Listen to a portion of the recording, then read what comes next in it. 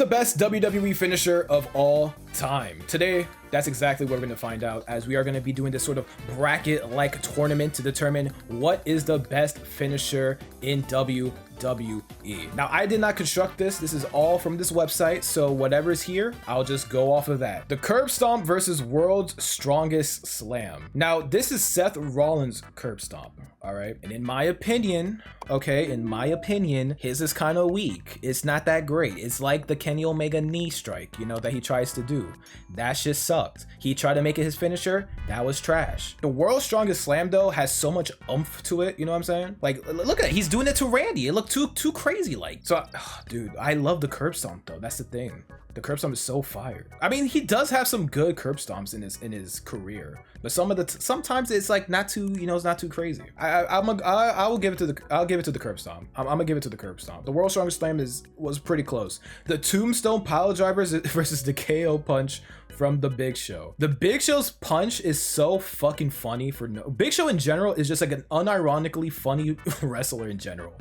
So this gif right here, just, I don't know, man. I think this gif alone puts Big Show at a disadvantage because it looks too damn funny. The Tombstone's also like a hit or miss finisher, but I remember loving the Tombstone as a kid. So I'm gonna give it to the Tombstone. The Superman Punch versus Bryan Danielson's running knee. Realistically speaking, I think the running knee takes it. I think the running knee takes it. The Superman Punch, you know, not my favorite move in the world, but I love the running knee. Sister Abigail versus the coup de grace. Damn, this is kind of tough actually, because I like both moves. The coup de grace does take the wind out of your system, so it does provide you with a little damage, and then the Sister Abigail looks really fire. Is it? I just realized they're both Roman. Roman's taking the moves in both of these gifts. Damn, bro. The Sister Abigail's so clean too. The way Braid used to do it was so fire, bro. Damn. I'll give it to the Sister Abigail. I'll give it to the Sister Abigail because I think Bray Wyatt did it very, very beautifully. The Choke Slam versus the Claymore. I mean, come on. The Claymore kick, the fact that the Claymore kick was an accidental move Drew did, because he was apparently, according to legend, he was supposed to do a big boot, but I think he was preventing himself from ripping his pants or some shit like that, that it turned into the Claymore kick to what it is today. So the Claymore kick is one of my favorites, I would say. It's definitely one of my favorites. The F5 versus the Zigzag. The F5. I mean, the Zigzag is just drop him down versus the F5, which is like that, yeah, what that is basically. The RKO versus the Swanton Bomb. Damn, bro, this is a tough first round. This is actually a tough first round. Two moves that I used to do as a kid to my pillows. The Swanton Bomb literally broke my goddamn couch as a kid because I was such a fat ass. And then RKO, I just do that to my pillow every single time I watch Raw, bro. The RKO is such a cool move too. I don't. It's such a simple move, but it's so fucking cool. And then the Swanton Bomb is just so fire, bro. Just throwing caution to the wind and saying fuck it. I think I gotta give it to the Swanton, because the Swanton is just a fuck it we ball move. You know what I mean? Stone Cold Steve Austin Stunner versus the Punk. Dude, damn, because the Punk kick is fire, and then the Stunner, I mean, the Stunner is a classic, you know what I mean? And it's Stone Cold that does it. Fuck, is Randy really about to get 0-2'd right now?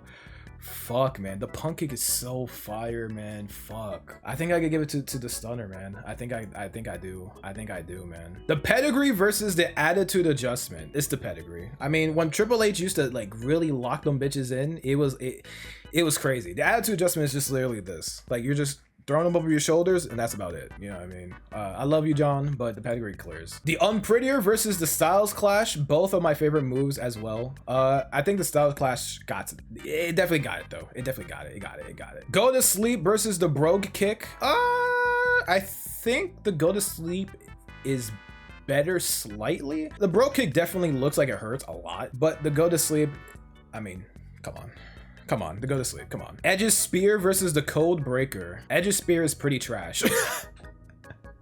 Not gonna lie to you. It's not a great spear. It's not one of my favorite spears in the world, but then the Code Breaker is very hit or miss. I think in terms of what I like more, I think I like the spear more from Edge, so I think I'll go with Edge. Sweet Chin Music versus the Crossroads. The Crossroads is better. The Crossroads is better. Sweet Chin Music, as much as I like Sweet Chin Music, now that everyone does it, it just lost all meaning. Shawn Michaels, I understand why Shawn Michaels protected the fuck out of the super kick, but yeah, like nowadays everyone does it, so I'm gonna give it the Crossroads. The 619 versus the Trouble in Paradise. I mean, come on.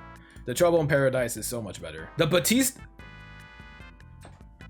The Batista Bomb versus Skull Crushing Finale. Literally Coughing Baby versus Nuclear Bomb right here. Like, what are we really doing right now? The Rock Bottom versus Airborne. Yeah, I would have to say the Rock Bottom. I would have to say the Rock Bottom. On to the next round as we got the Tombstone Power Driver versus the Swanton Bomb. Swanton Bomb. I'm not even gonna debate on that one. The Swanton Bomb. The Pedigree versus the F5. In terms of what I think is more deadly, not deadly, but more impactful, I feel like the Pedigree is a little bit more impactful. I could be wrong, because you have to think about it.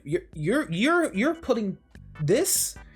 You have two of the opposite opponent's arms in your possession right now, and you're literally holding them bitches in, and jumping and throwing them down on the mat. F5 is literally just tossing it like this.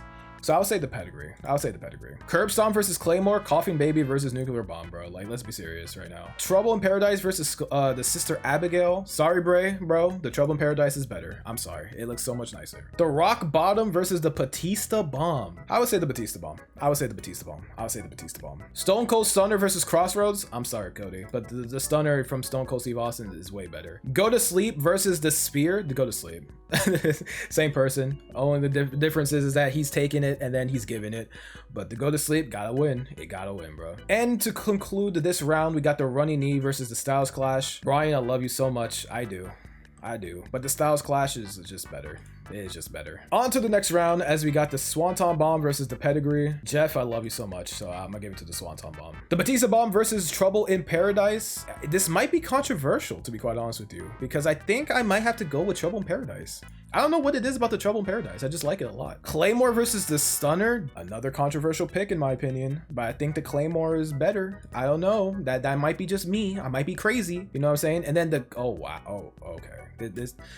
This might be a controversial round here. Go to Sleep versus the Styles Clash, because I gotta consider this is CM Punk's Go to Sleep versus AJ Styles Clash. I think I gotta go with the Styles Clash, because CM Punk's Go to Sleep is very hit or miss too. It's not always great compared to the Styles Clash. The Styles Clash is like very impactful. It could literally mess up your fucking jaw, your chin, if you don't take it correctly. So I gotta go with the Styles Clash. I got to. Now we got the Swanton Bomb versus the Claymore Kick. The Claymore Kick, man. Like, come on. That shit too cool. And then finally, before we get to the finale, we got the Trouble in Paradise versus the Styles Clash. Gotta give it to the Styles Clash, you know what I'm saying? Last but not least, Claymore Kick versus the Styles Clash. You know what? I think I gotta give it to the Styles Clash. I think I will give it to the Styles Clash. The reason why I'm giving it to the Styles Clash, only because of impact. The impact of that move is fucking crazy. The Claymore Kick is very pretty to look at, and it also depends on your opponent that takes it. They could like do basically that, a complete flip. Is that Cedric Alexander? Good for him, man. He's a great athlete. It depends on the person that takes it. Sometimes they do a flip, sometimes they just take it on the back, sometimes they'll just, you know, do whatever. The Styles Clash, you gotta hit it and you gotta take it, you know what I mean? So I think in terms of that, Styles Clash. So there it is, ladies and gentlemen. I have made probably a very controversial pick between every move, with the Styles Clash being my favorite move in WWE of all time.